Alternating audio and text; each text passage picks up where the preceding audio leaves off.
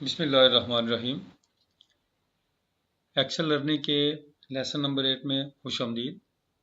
तो जहाँ से हमारा सिलसिला टूटा था, इवन हमारी सिलेक्शन भी उधर ही है। ये जो हमने सीरीज़ फिल की थी, एक तरीका सीरीज़ फिल करने का हमने ये देखा। दूसरा तरीका ये है कि अब इसको फॉर एग्जांपल मैं इसको दोबारा सेलेक्ट करके डिलीट कर रहा हूँ। अब देख रहे हैं जो लेसन हमने इससे पहले पढ़े थे अभी हमें काम आना शुरू हो गए। इसको मैंने डिलीट किया। जिस हिस्से में मैं नंबरिंग लिखना चाहता हूँ इस पूरे को मैं सिलेक्ट करूँगा। और ये याद रखें ये सीरीज़ का इब्तदाई लेसन है, बाद में हम जाके इसको थोड़ा सा डिटेल से भी देखेंगे। तो ये है फिल, ये देखिए ये ग्रुप, होम टैब में डिफरेंट ग्रुप हैं, अलाइनमेंट, नंबर, स्टाइल्स। तो मैं चला गया एडिटिंग में, वहाँ से सिलेक्ट किया मैंने फिल, यहाँ से सिलेक्ट किया सीरीज़। इसमें लिखा हुआ है लीनियर, लीनियर मतलब बिल्कुल एक तरतीब से 1 2 3 4 5 6। और स्टेप वैल्यू क्या है, स्टेप वैल्यू 1। कितना स्टेप लेके आपने इसको फिल करना चाहते हैं। तो जितना ऐसा सिलेक्टेड है उसके ऊपर ये अप्लाई कर देगा। और करना किसमें है, कॉलम में। ओके, 1 2 3 4 5 6। जस्ट ये बताने के लिए कि जो उसमें स्टेप वैल्यू थी उसका क्या किरदार है। दोबारा से मैं इसको सिलेक्ट करता हूँ, फिल, सीरीज, स्टेप वैल्यू मैंने कर दी 3। तो अब ये फिल करेगा लेकिन हर स्टेप को 3 के बराबर लेगा।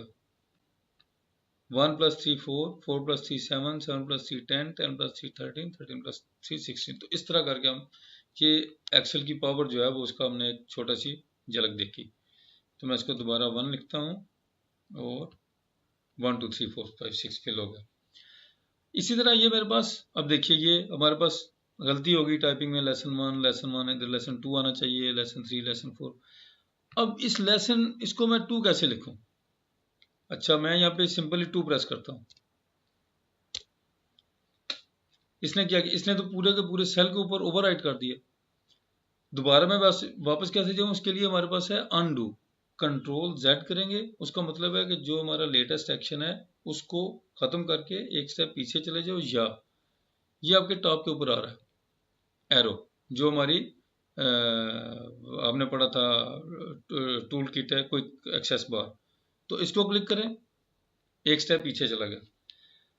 हमने ये देखा कि जब हम किसी सेल को सिलेक्ट करते हैं और इसके बाद टाइपिंग करना शुरू करते हैं, ये जो भी उसमें कंटेंट्स होगी, चाहे एक लेटर हो चाहे 1000 लेटर हो, सबको डिलीट करेगा और नए सिरे से लिखना। ये बहुत इंपॉर्टेंट है। फॉर एग्जांपल ये लिखा हुआ है, मैं यहाँ पे मैं समझता हूँ कि ये माउस की स्पेलिंग गलत है, ये मैंने लिखना था MO। तो क्या करूँ, यहाँ पे मैं O लिखता हूँ। इसने क्या किया, इसने पूरे के पूरे उसको ओवरराइट कर दिया। तो एक स्टेप मैं पीछे जाऊंगा, कंट्रोल Z या अनडू, ये टॉप पे आपको नजर आ रहा है। सो हमें ये पता चला कि अगर हम किसी भी सेल में क्लिक करते हैं तो जो कुछ उसकी कंटेंट्स ऑलरेडी हैं ये उनको ओवरराइट करता है।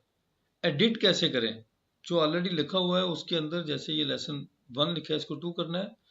तो अब इसके 3 तरीके हैं।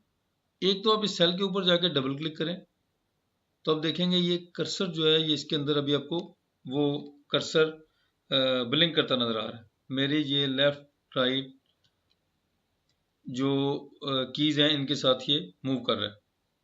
तो 1 के करीब जाएं, डिलीट करें, उसने एक उसको डिलीट कर दिया और 2, और उसके बाद एंटर। देखिए जब तक यहाँ पे एडिट लिखा हुआ नजर आ रहा है ये स्टेटस बार में, इसका मतलब यह है कि एक्सेल में हम किसी ना किसी सेल के अंदर हैं और उसको वहाँ पे कुछ लिख रहे हैं, कोई एडिटिंग कर रहे हैं। तो ये भी रेडी नहीं है, किसी और सेल में काम करने के लिए रेडी नहीं है।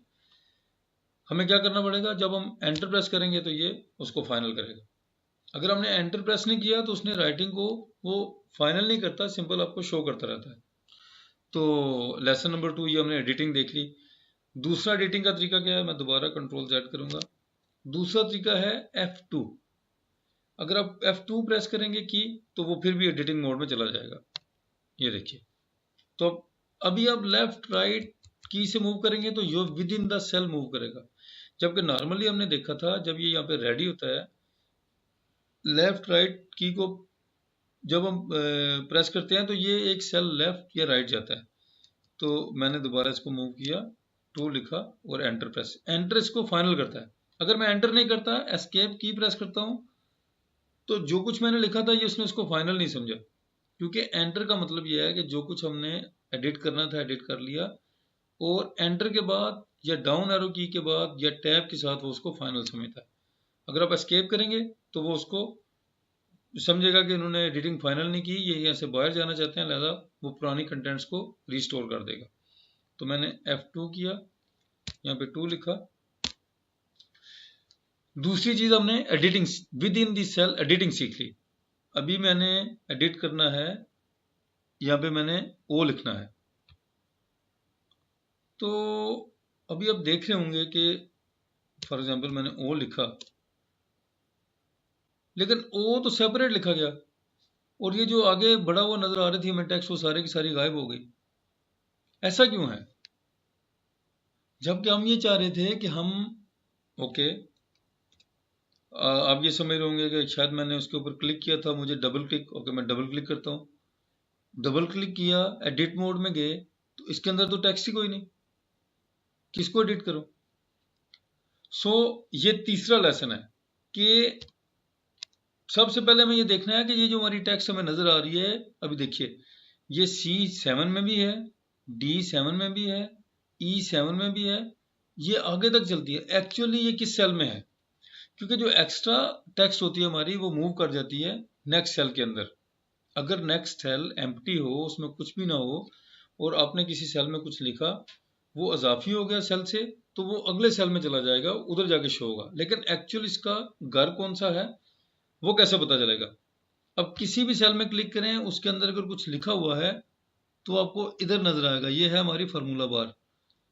मैंने G7 में क्लिक किया, ऊपर कुछ भी नजर नहीं आ रहा। ओके, फिर अभी मैं एरो कीज के साथ लेफ्ट मूव कर रहा हूँ, कुछ भी नहीं, कुछ भी नहीं, ये देखिए। तो सब कुछ जो एक्चुअली लिखा हुआ है वो C7 के अंदर है। सो अगर मुझे एडिट करना है तो मैं C7 में जाऊंगा, क्योंकि मैंने उधर लिखा था। ये हमारा बाद में लेसन आएगा कि ये इसको कैसे रिजॉल्व करना है, ये बाकी कॉलम्स में नजर ना आए। तो अभी पहले मैं इसको एडिट करना है, एडिट करने का वही तरीका, डबल क्लिक करें और कर्सर को मूव कर लें। और अभी चूंकि हमने फार्मूला बार को देखा, तो वो भी मैं आपको बताता चलूँ कि आपने C7 में क्लिक किया, सीधा माउस को लेके जाएं फार्मूला बार में, जिधर आप एडिट करना चाहते हैं उधर क्लिक करें, और ओ लिखा, एंटर प्रेस कर दिया। तो ये तीसरा लेसन हमारा ये हो गया, एडिटिंग के साथ ये हो गया कि जो हमें टेक्स्ट नजर आ रही होती है, ये जरूरी नहीं कि जिस सेल में नजर आ रही है उसका हिस्सा है। एक्चुअली टेक्स्ट उस सेल का हिस्सा होती है, उस सेल, उसका ओरिजिन जो है होम, वो सेल होता है जहाँ पे आप टाइप करना शुरू करते हैं। तो हमने चूंकि C7 में टाइप किया था, और सेल का साइज छोटा था, टेक्स्ट जो है वो एक्चुअली ज्यादा थी, लंबी थी, इसलिए वो ओवरफ्लो कर गई। क्योंकि next cell D7, E7, F7 empty है। एम्प्टी का मतलब फॉर एग्जाम्पल मैंने E7 में कुछ भी लिखा, तो अभी देखिए अभी नेक्स्ट हिस्सा में नजर नहीं आ रहा, क्योंकि E7 में हमने कुछ लिखा हुआ है, तो वो भी शो करना जरूरी है। अब इसका सोल्यूशन क्या है वो अभी हम बाद में देखेंगे अगले लेसन में। इस लेसन में हमने क्या देखा? हमने सीरीज को स्टडी किया, हमने एडिटिंग को स्टडी किया। एडिटिंग के लिए सेल पे डबल क्लिक करें, F2 प्रेस करें, या फार्मूला बार में क्लिक करने के बाद फार्मूला बार में जाएं जहां से आप एडिट करना चाहते हैं, या F2 को प्रेस करें तो एडिट कर सकते हैं। तीसरी चीज हमने ये देखी कि जो नजर आ रहा है वो जरूरी नहीं जिस सेल में नजर आ रहा है उसका हिस्सा। ये देखिए ये नजर आ रहा है D7 में, लेकिन एक्चुअली D7 में नहीं है, ये है किसमें? C7 में। तो आज के लेसन के लिए इतना ही। नेक्स्ट लेसन में इसी को हम थोड़ा सा फॉर्मेट करेंगे, इसको बेहतर बनाएंगे। तो ये आपकी एक्सेल लर्निंग अभी फॉर्मेट जो है वो स्टार्ट हो गई। हमारी वीडियोस को देखते रहिए, और अच्छी लगे तो दोस्तों के साथ शेयर करें। और कोई भी किसी किस्म की मुश्किल हो, कोई प्रॉब्लम हो, कोई आपके क्वेश्चन हो, तो कमेंट बॉक्स में ज़रूर लिखिए। अस्सलाम वालेकुम।